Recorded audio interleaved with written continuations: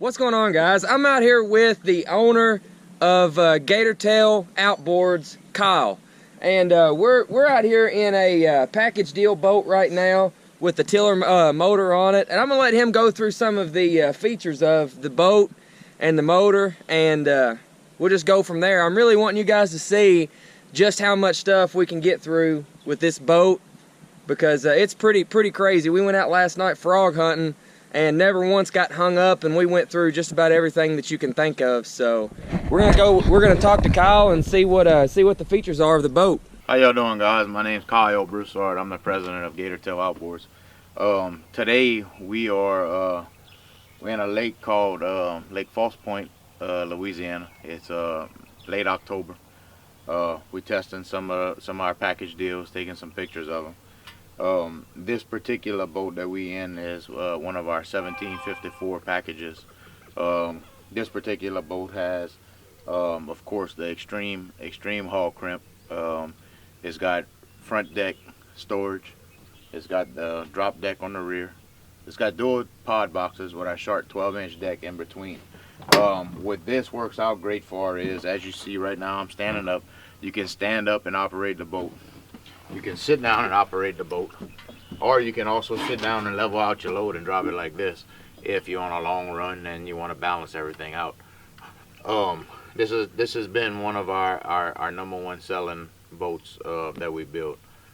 This particular boat does have the accessory package in it with running lights, auto bilge pump. We have a 13-gallon tank. This particular boat is equipped with the swamp lights, stabilizer kit. We changed earlier by midpoint this year to a new fiberglass spud pole. Made them a little bit longer. They're a little bit smaller, so you can pack them away a little easier, and they have some give to them, so you don't have trouble with them locking up inside the holes like the old ones. And the motor we're running today is a 40 horse XD. I mean, it's the flagship of Gator-Tail right now.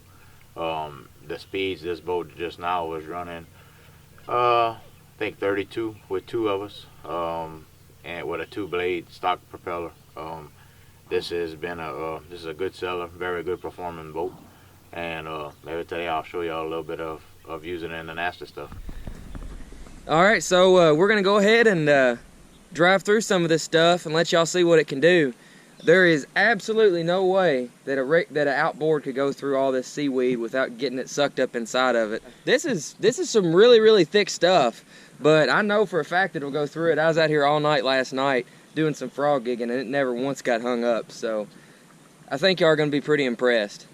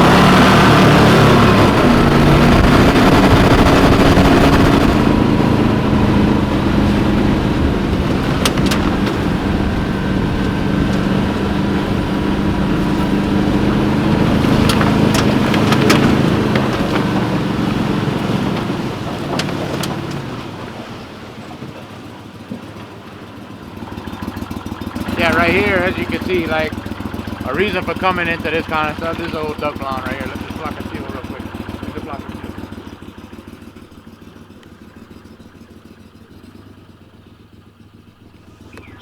So, a lot of situations, not everybody understands that we can idle through this kind of thing. In other words, picking up decoys, even as bad as it is, you can still idle through. Just basically kicking it forward, on it a little bit, and just put around, and you can pick up decoys, pick up your down birds, and you don't have to get out. Actually, over here, you can't walk in this stuff. Like, in other words, if we get out and walk, we would sink up to our waist. So it's a necessity down here to pick up decoys with the boat. And walking in is just not an option. So it's good to see that. You can see it's effortless. Put it in gear, give it a little bit of gas, and we're able to just auto through the same stuff that we were running through. And of course, as the water level drops, it won't be as easy to just auto through it, but it's still doable.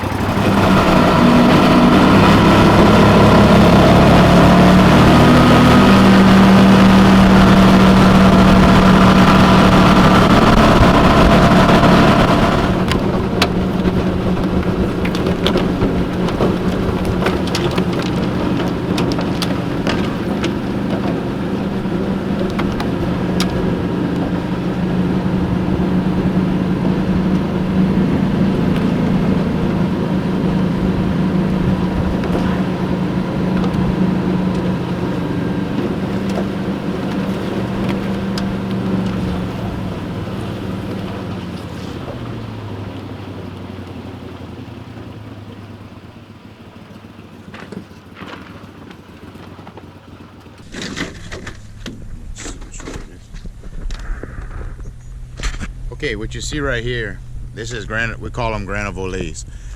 It's the big lily pads that'll come up high out of the water and makes a large lily pad leaf. As you can see, they're all dead now. They come out in the middle of the summer or spring. And if you see in here, there's a pod with seeds in it.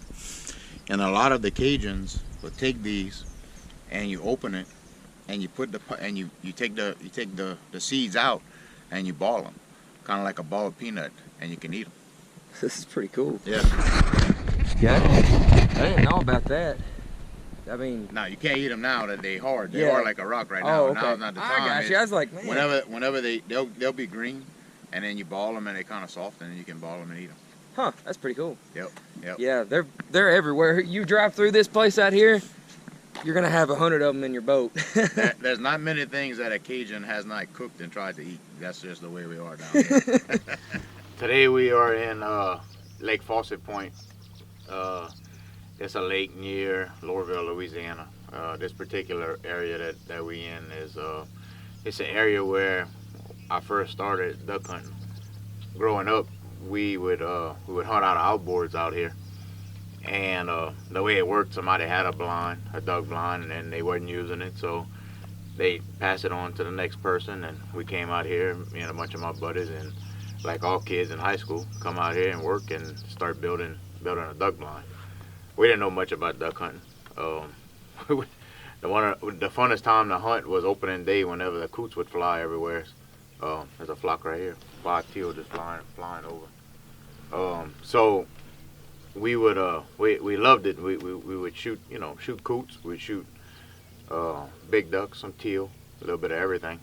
And something that in South Louisiana that a lot of guys do, and it depends on the region.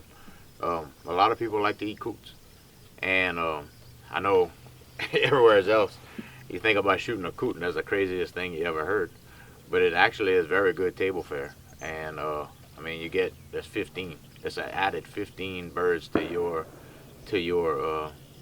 limit. So you need to try it. Be receptive to it. Kill you a couple.